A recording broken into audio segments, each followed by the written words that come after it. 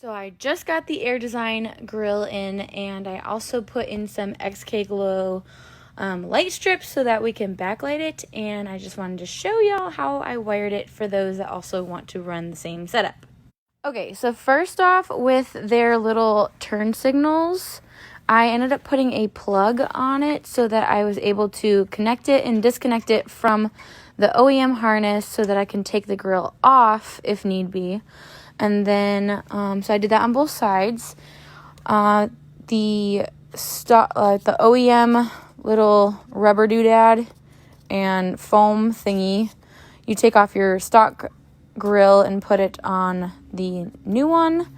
And then as far as the wiring goes for the XKGLOW, I have one strip down there that's 3M on both sides, along with mini zip ties here, and at the end, plugged in and then routed through the mesh and secured all the way down and around. And I put 3M backing tape in there to hold it there, all the way across the top, with the securing there in the middle and on the end.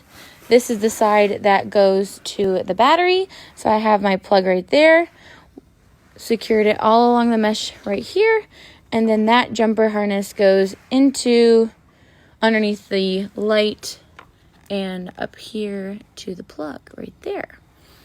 And then that's a whole other mess and a whole other hot story that will have to be at a later time. But that's basically how I wired in the grill lights for this honeycomb grill. This is with it off, and then I'll show you what it looks like when it's turned on. Okay, so I went ahead and turned on the lights so y'all can see. I don't know if you saw the other story, but so obviously the headlights I already have in, but this is with the grill backlight. So those are with the 2 LED strips. I used these right here.